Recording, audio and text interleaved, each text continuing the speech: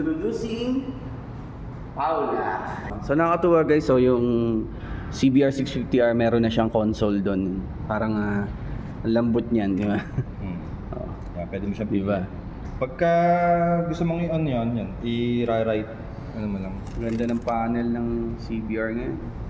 Salamat po sa mga nag-comment ng name dyan sa ating page na kung ano magandang pangalan after ni Laura. So Paula, introducing sa inyo mga idol, CBR 650R ng Honda.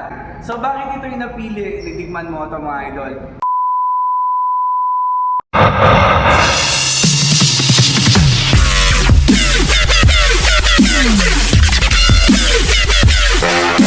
So ayan guys, nandito na tayo sa Lipa. Eto sa Motorrad, eto yung pera natin. Bili na natin ang bago nating motor. Tara, samahan niyo ako.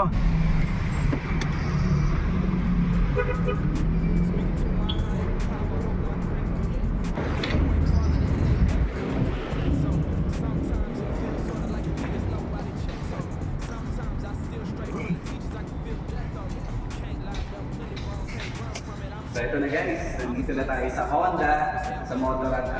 So ito, deserve to tikman mo ito. Ito, yun na yun. So ito na siya. Diba? Introducing Paula. Ayan. So yun yung pangalan natin dyan, mga idol. So ayan guys, pumili na natin. Ito yung pera. Welcome din. So yun guys, nilalagyan nila ng full tank. Hindi, yung sapat lang. Mga ilang liter yan guys? Mga apat po.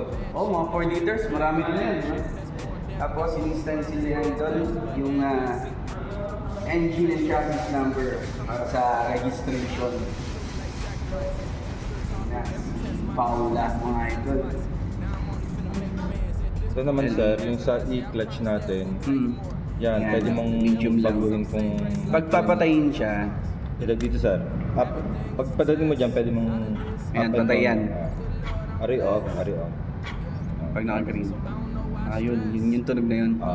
Ito, medium lang natin muna sir. Tapos ito naman sir, yan, display type. Yan, pipili ka lang gusto mo yung bar. Kung gusto mo yung Circle. ikaw na lang ang ano. Pero ito ngayon nakasot sa brightness. Yan, yung mga naka-green, yun yung mga Nakalagay dyan. Naka-on. So nakakatuwa guys, so yung CBR 650R meron na siyang console doon. Parang ang lambot niyan, di ba? Yeah, pwede mo siya Diba? Pagka gusto mong i-on yan, i-write, ano mo lang. Ganda ng panel ng CBR ngayon.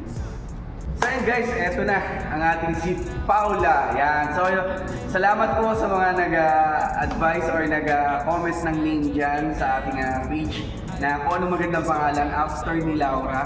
So syempre Paula. So kung bakit Paula mga idol? Kasi tunog din ni Laura, di ba? Tapos malapit siya sa word na Pablo kasi nga fiesta ngayon ng San Pablo. So hindi natin makakalimutan yung Paula na name. So Paula, introducing sa inyo mga idol, CBR 650R ng Honda. Ayan. So bakit ito yung napili? Titigman mo ito mga idol. Kasi dati po tayo naka CBR 500R. So nung lumabas tong unit na to na 650R, gusto ko na kagad bumili nun. Pero maganda pala yung pagkakataon kung ba't hindi ako nakabili nun. Kasi ngayon, yung 650R nila naka-e-clutch na. So ano ba yung e-clutch? Ito yung kahit traffic, hindi ka na mahihirapan na mag-clutch ka na mag-clutch. Every shift mo ng gear, hindi na kailangan dito sa big bike na to. So ito yung pinaka-latest na feature ni Honda. No? So yan, first start na tayo. So ito, merong reserve to tikman mo to. So salamat po Sir Ralph at saka sa mga staff ng Motorrad Ali Honda. Yan, so shoutout sa inyo mga idol. So yun, thank you po at reserve tayo. Ito, binayaran na natin ngayon. Tapos, first start na tayo. So ito na, Paula. You know, vitamin display. Ang ganda ng yung panel niya, oh guys. Sobrang high-tech na niyan. So first start, pakinggan natin.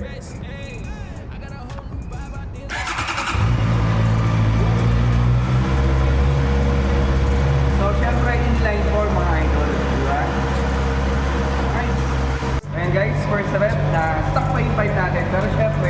Papalitan natin yan mga idol. Naka-order na tayo. Game? Wow! Nice! So abangan nyo si Paula mga idol ha. Abangan nyo sa inyong mga lugar. Let's go! Ain't got no time for it. Came all this way, I can't wait now for you.